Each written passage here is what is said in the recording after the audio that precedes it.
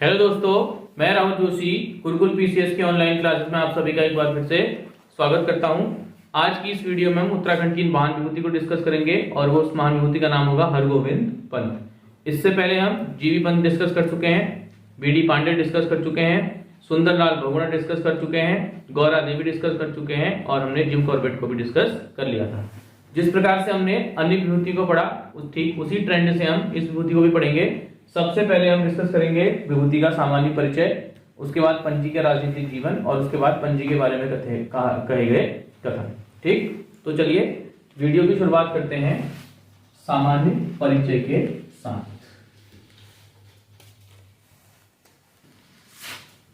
सबसे पहले सामान्य परिचय में डिस्कस करेंगे हम जन्म को 19 मई 1885। ठीक, जन्म कहां हुआ था? अल्मोड़ा में।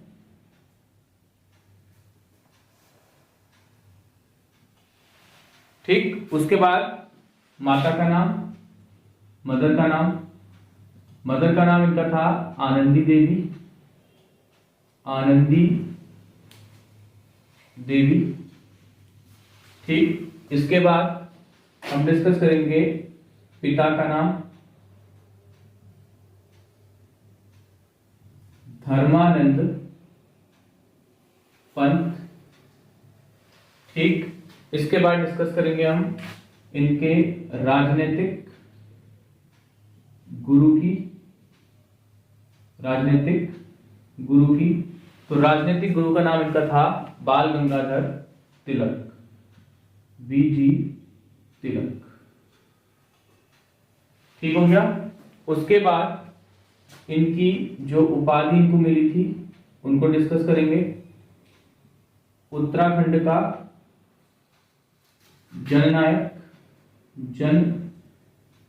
ने कहा जाता है। उसके बाद में अल्मोड़ा कांग्रेस की रीढ़ कहा जाता है। अल्मोड़ा कांग्रेस की रीढ़, बैकबोन। ठीक, उसके बाद बात करेंगे इनको कहा जाता है संत का राजनीतिक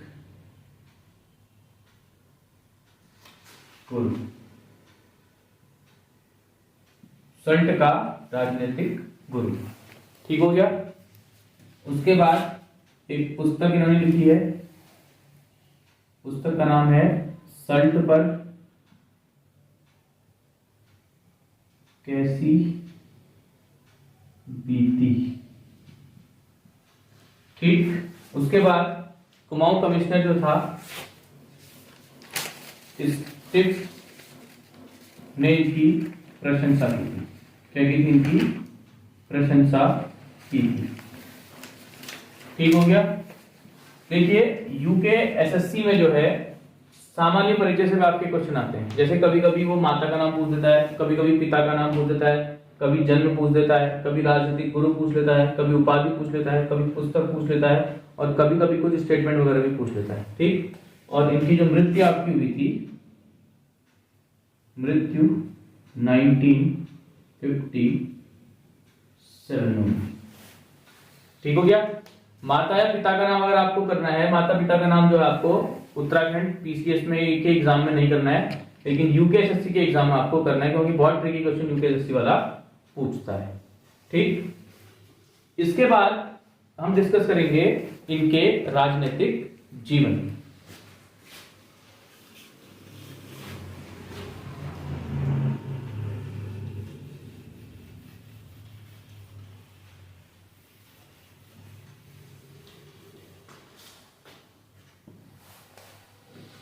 राजनीतिक जीवन।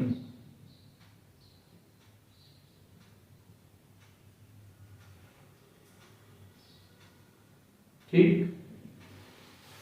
पंजी जो है 1905 में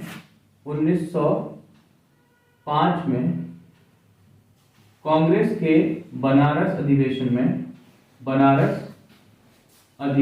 में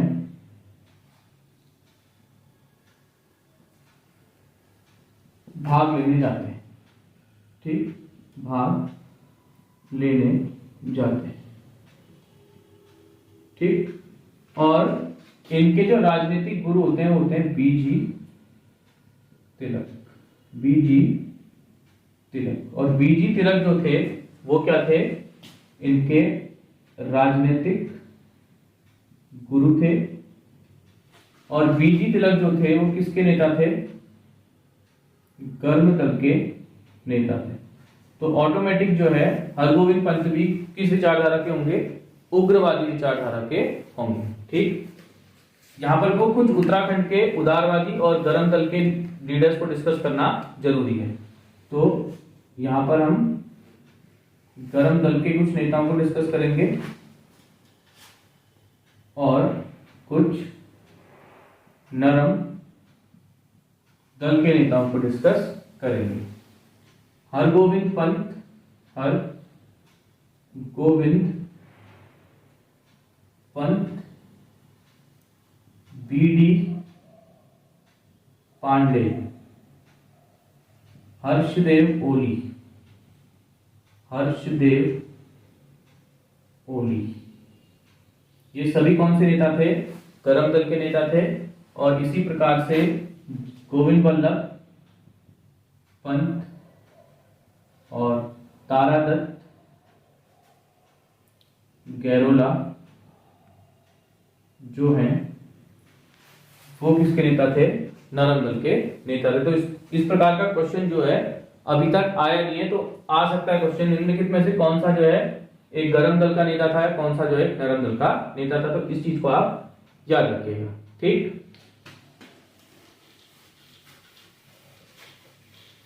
इस वीडियो में हम साथ ही साथ जो है थोड़ा बहुत मॉडर्न हिस्ट्री के फैक्ट्स को भी डिस्कस करेंगे। जो जो मॉडर्न हिस्ट्री में एयर जीवी पंत, हरगोविंद पंत से रिलेटेड होंगे उनको भी हम क्या करेंगे, इसमें डिस्कस करेंगे। ठीक,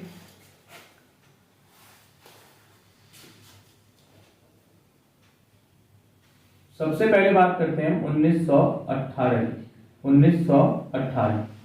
1918 में जब बीडी पांडे ने जो है अल्मोड़ा अखबार पर बैन लगने के बाद शक्ति का प्रकाशन किया, तो उस समय जो है ये पहले व्यक्ति थे जिन्होंने शक्ति को क्या दी थी, आर्थिक रूप से मदद दी थी, और उन्होंने 1000 रुपए उसमें दिए थे। तो क्वेश्चन आपका आ सकता है कि शक्ति की मदद करने वाले पहले, शक्ति की आर्थिक मदद करने वाले पहले राजनेता कौन थे, तो कौन थे, हरगोविंद पंत। ठीक, तो यहां पे लिख दे रहा हूं मैं, शक्ति की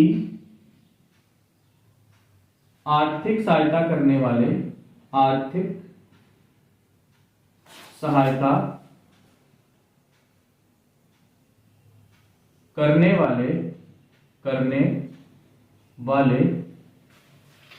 पहले व्यक्ति, और कितने की सहायता की थी इन्होंने, 1000 रुपए की। कितने की थी ये जरूरी नहीं आपका, बस याद रखना कि शक्ति की आर्थिक सहायता करने वाले क्या थे, पहले व्यक्ति थे। इंपॉर्टेंट क्वेश्चन है, नहीं पूछा गया है, यूकेएसएससी इसी प्रकार के प्रश्न को ढूंढ करके लाता है। ठीक, इसके बाद 1918 में जो है हल्द्वानी में आपका कुमाऊं परिषद का अधिवेशन होता है। ठीक, और इस अधिवेशन में जो है अध्यक्ष होते हैं तारादत्त गैरोला, अध्यक्ष होते हैं तारादत्त गैरोला। ठीक हो गया। तो इसी अधिवेशन में जो है कुली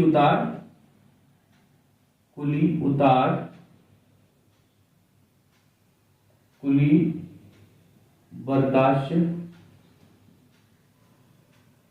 और कुली बेगार प्रथा के उन्मूलन के लिए, यानी उसकी समाप्ति के लिए उन्मूलन का प्रस्ताव रखा जाता है।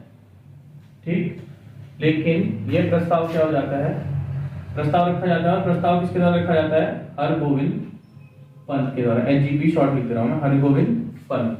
ठीक, लेकिन ये प्रस्ताव जो है क्या हो जाता है, खारिज हो जाता है। ये प्रस्ताव जो है वो खारिज हो जाता है। ठीक हो गया। और क्यों खारिज हो जाता है? क्योंकि उस समय जो है कुमाऊं परिषद में जो है क्या था, उदारवादियों का प्रभुत्व था। इस प्रभुत्व को तोड़ा जाता है 1920 में। 1920 में काशीपुर अधिवेशन में, काशीपुर अधिवेशन में, काशीपुर अधिवेशन में क्या किया जाता है, इस प्रस्ताव को पारित किया जाता है। इस प्रस्ताव को पारित किया जाता है, ठीक। और यह भी निर्णय लिया जाता है कि इसका सरयू नदी के किनारे पर जो है हम उन्मूलन करेंगे। और इस अधिवेशन की जो अध्यक्षता करते हैं, वो करते हैं हर गोविंद पंत। इस पॉइंट को भी आप याद रखिए, ठीक हो गया। इसके बाद अंग्रेज जो है एक नया खेल खेलते हैं। अंग्रेज जो है जब 1921 में जो है सरयू नदी के किनारे बागेश्वर में जो है इन सब प्रथाओं का अंत हो जाता है, तो उसके बाद अंग्रेज कहते हैं कि अब इन प्रथाओं को जो है हम चुपके से शुरू करेंगे। और कहां से शुरू करेंगे? हम इसको शुरू करेंगे हम अल्मोड़ा के सल्ट से। कहां से शुरू करेंगे? अल्मोड़ा के सल्ट से। ये भी नया फैक्ट है, याद रखिएगा। इसके बाद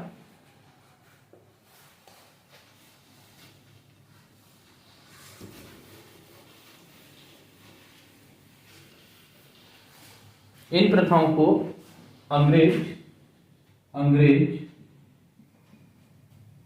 इन्हें शुरू करने का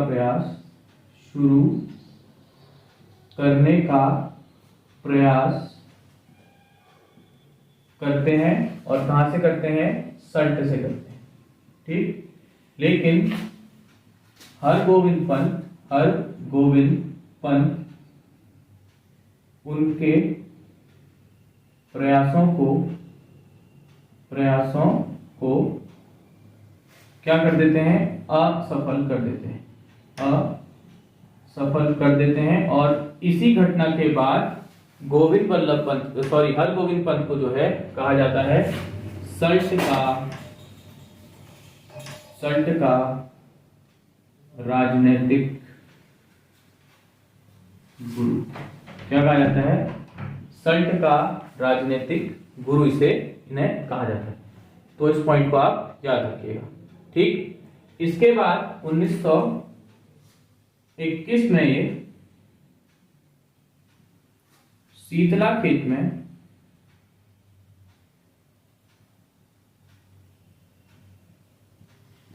स्थापित करते हैं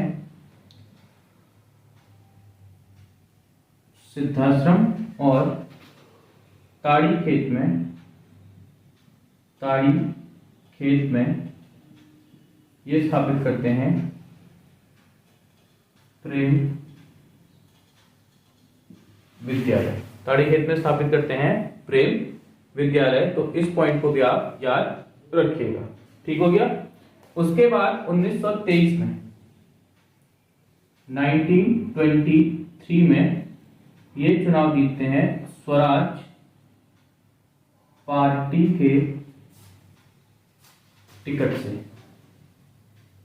स्वराज पार्टी के टिकट से ये जो है चुनाव जीतते हैं। और कहां से चुनाव जीतते हैं? अल्मोड़ा। कहां से चुनाव जीतते हैं? अल्मोड़ा। इंपॉर्टेंट फैक्ट है, ठीक हो गया। थोड़ा सा स्वराज पार्टी को डिस्कस कर लेते हैं। स्वराज पार्टी का गठन क्यों होता है? क्योंकि 1922 में गांधी जी जो है चौरी चौरा की घटना के बाद नॉन कॉपरेशन मूवमेंट को क्या कर लेते हैं? कॉल्ड ऑफ कर लेते हैं। और उसके बाद जो है गांधी जी के इस निर्णय से जो है कुछ लोग असहमत हो जाते हैं। और इनमें दो लोग होते हैं जिनका नाम आपका है सी आर दास plus Moti Lal Nehru. C R दास और मोतीलाल नेहरू, ये दोनों मिलकर के जो है 1923 में जो है किस पार्टी का गठन करते हैं? सी आर दास। ध्यान रखिएगा, उत्तराखंड की खासकर मॉडर्न हिस्ट्री में जो एयर आपको इंडियन मॉडर्न हिस्ट्री से सेम आपको मिलते हैं, उनको आप कनेक्ट करते हुए चलिएगा, तो आपको चीजें जो है ज्यादा याद होती हैं। मैंने आपको गोविंद वल्लभ पंत के वीडियो में भी इसको डिस्कस किया था, ठीक। उसके बाद हरगोविंद पंत जो है एक उत्तराखंड में क्रांति लाने वाली घटना करते हैं और 1928 में, कब? 1928 में, 1928 में बागेश्वर में कुलीन ब्राह्मणों द्वारा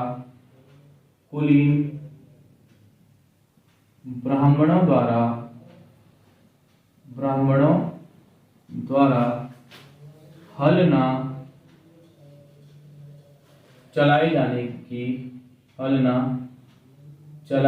जाने की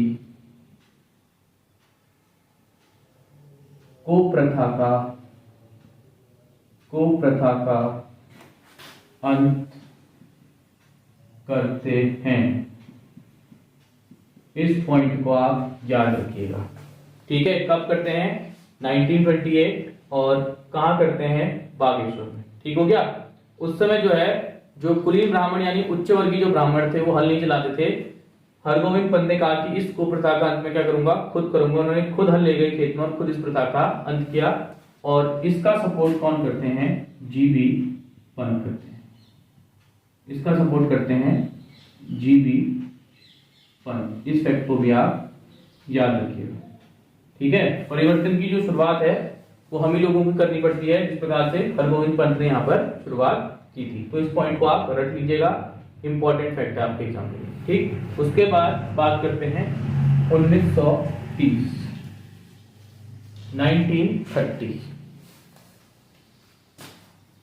1930 में ये रानीखेत में नशा निवारण समिति का गठन करते हैं। नशा निवारण समिति का गठन करते हैं और उस समिति के ये क्या रहते हैं? अध्यक्ष भी रहते हैं, ठीक। नशा जो है उत्तराखंड में एक समस्या पुराने समय से रहा है, ठीक। उत्तराखंड के कई परिवारों को ये बर्बाद कर चुका है। तो याद रखना, नशा निवारण समिति का गठन किसके द्वारा किया जाता है? हरगोविंद पंत। कब किया जाता है? 1930। और कहां किया जाता है? रानीखेत में, ठीक। उसके बाद ये रानीखेत में खुद के पैसों से एक वाचनालय की स्थापना भी करते हैं, जहां पर पठन पाठन किया जाता है। वाचनालय को भी बनाते हैं, ठीक हो गया। उसके बाद 1942, क्या?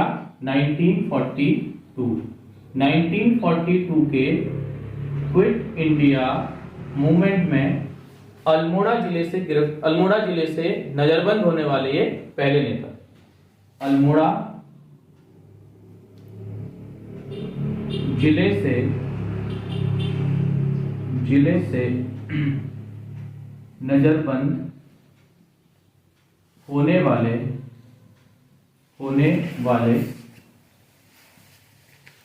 पहले नेता क्या थे?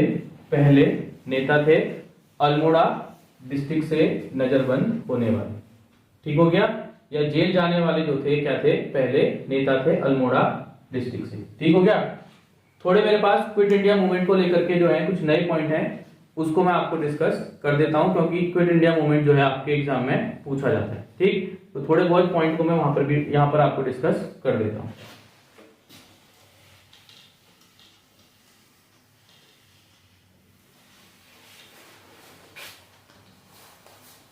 भारत छोड़ो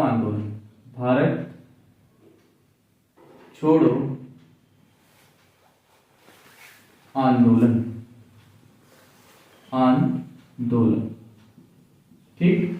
देखिए ये प्रश्न एमपीपीसीएस की परीक्षा में आ चुका है कि भारत छोड़ो का नारा किसने दिया था, और पहला ऑप्शन उसने दिया था महात्मा गांधी, दूसरा ऑप्शन उसने दिया जवाहरलाल नेहरू। दोनों ही आंसर नहीं थे। भारत छोड़ो का जो नारा है, ये नारा दिया था यूसुफ मेहरोली ने, ठीक, इस पॉइंट को आप याद रखना कि क्विट इंडिया मूवमेंट का नारा किसने दिया था। ठीक हो गया। उसके बाद क्विट इंडिया मूवमेंट में जो है एक चीज आई थी, समानांतर सरकार। पहले डिस्कस कर लेते हैं कि समानांतर सरकार थी क्या। समानांतर जो सरकार थी इसका मतलब होता था कि जो लोकल लोग थे वो एडमिनिस्ट्रेशन को समाप्त कर देते थे और लोकल लोग ही एडमिनिस्ट्रेशन को चलाते थे। जैसे किसी वो थाने में चले जाएंगे तो वहां पर जो है जितने भी ब्रिटिश जो अधिकारी थे या उनके द्वारा नियुक्त जो भारतीय लोग थे उनको वहां से भगा दिया जाता था और उस थाने का जो प्रशासन था, एडमिनिस्ट्रेशन था, वो खुद अपने हाथों में ले लेते थे। तो कई जगह जो है इस प्रकार की समानांतर सरकारों का गठन हुआ। एआरओ की परीक्षा में पूछा गया था कि सबसे लंबी समानांतर सरकार कहां थी, तो सबसे लंबी समानांतर सरकार कहां बनी, सबसे लंबी अवधि तक समानांतर सरकार जो बनी थी वो बनी थी सतारा में। कहां बनी थी, सतारा में। ठीक, और इसका जो नेतृत्व किया था किसने किया था, नाना पाटिल द्वारा। इस पॉइंट को आप याद रखना। ठीक हो गया। उसके बाद एक इसमें इंपॉर्टेंट फैक्ट है, जो क्विट इंडिया मूवमेंट था उस समय बहुत जगह जो है क्या हुआ था, रेडियो ब्रॉडकास्ट भी हुआ करता था, रेडियो प्रसारण। ठीक, और जो ये रेडियो प्रसारण था वो किसने किया था, उषा मेहता और राम मनोहर लोहिया। उषा मेहता और राम मनोहर लोहिया। ध्यान रखना, इसमें अगर आपको ऑप्शन आता है कि मेन ब्रॉडकास्टर कौन था, तो मेन ब्रॉडकास्टर अगर दोनों ऑप्शन में आएगा तो उषा मेहता आंसर लगा लो। ठीक हो गया।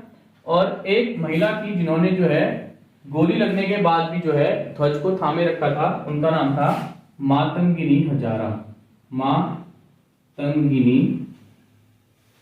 हजारा। ठीक, इस पॉइंट को भी याद रखना, मातंगिनी हजारा ने जो है तिरंगों को थामे रखा था गोली लगने के बाद। डायरेक्ट क्वेश्चन ऐसे बना देगा कि मातंगिनी हजारा का संबंध किस आंदोलन से है, तो आप लगाओगे क्विट इंडिया मूवमेंट। ठीक, क्विट इंडिया की बात जो जिक्र आपकी आई थी वो इसलिए आई थी क्योंकि जो है अंग्रेजों ने बहुत सारे जो नेता थे उनको क्या कर दिया था, जेल में बंद कर दिया था। ठीक, तो जब उनको जेल में बंद कर दिया था तो उसके लिए चलाया था अंग्रेजों ने एक ऑपरेशन जिसका नाम था ऑपरेशन जीरो आवर। तो ये क्वेश्चन भी आपका आ सकता है कि ऑपरेशन जीरो आवर क्या था और ऑपरेशन जीरो आवर का संबंध जो है किस आंदोलन से है, तो इसका संबंध था क्विट इंडिया मूवमेंट से। ठीक, अब देखते हैं कि ऑपरेशन जीरो आवर के तहत किस किस नेता को कहां रखा था। महात्मा गांधी, सरोजिनी नायडू और कस्तूरबा गांधी। ठीक, इनको रखा था आपका आगा खान पैलेस।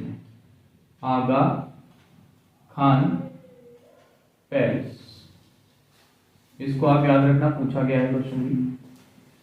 ठीक, उसके बाद हर गोविंद पंत मैंने डिस्कस किया था अभी अल्मोड़ा में। उसके बाद जवाहरलाल नेहरू, इन्हें भी अल्मोड़ा जेल। इसके बाद याद रखना आप राजेंद्र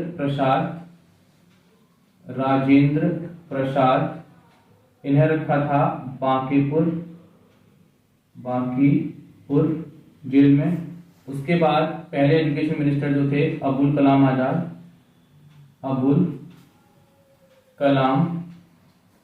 आजाद, इन्हें कहां रखा था, इन्हें रखा था बांकुड़ा जेल में। तो ये पॉइंट इसलिए मैंने आपको क्विट इंडिया डिस्कस कर दिया क्योंकि इससे रिलेट करके आप इसको कर लेना। ठीक हो गया। ठीक, उसके बाद बात करते हैं 1950 की।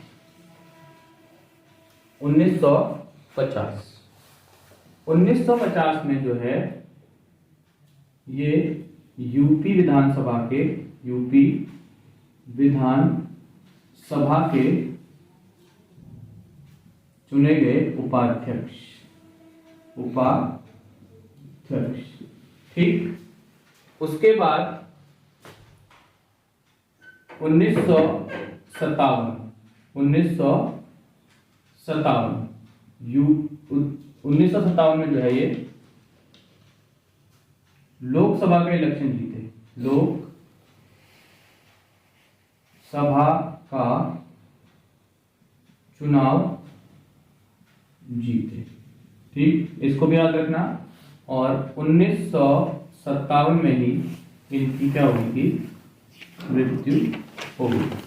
तो आप इस पॉइंट को भी आप क्या करना, याद रखना, ठीक। 1950 में जो है यूपी विधानसभा के उपाध्यक्ष, 1957 में जो है लोकसभा का चुनाव जीते, और 1957 में जो है इनकी क्या हो गई थी, मृत्यु हो गई। एक पॉइंट छूटा इसमें, 1950 से 1956 के बीच ये बद्रीनाथ मंदिर कमेटी के अध्यक्ष भी रहे, ठीक हो गया। फाइनल हम बात करेंगे अब इनके बारे में कहे गए स्टेटमेंट, ठीक।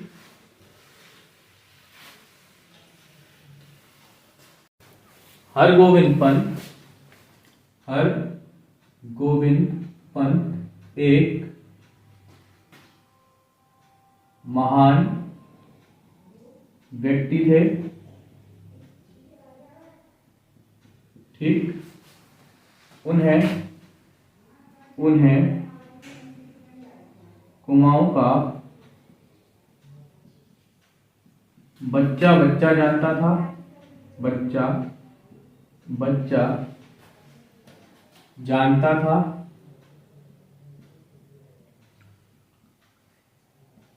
कुमाऊं में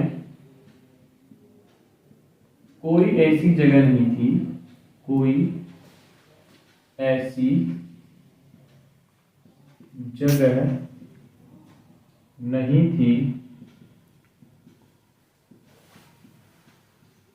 जहां वे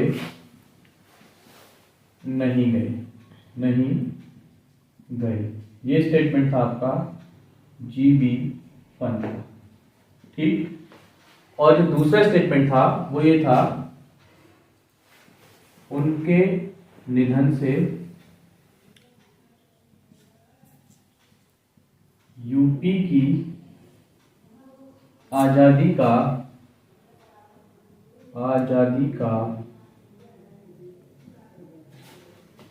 एक योद्धा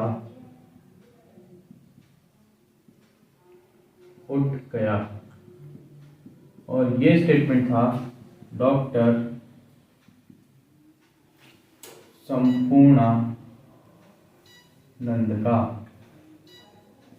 ठीक। इस प्रकार से हमने जो है हरगोविंद पंत को कंप्लीट किया।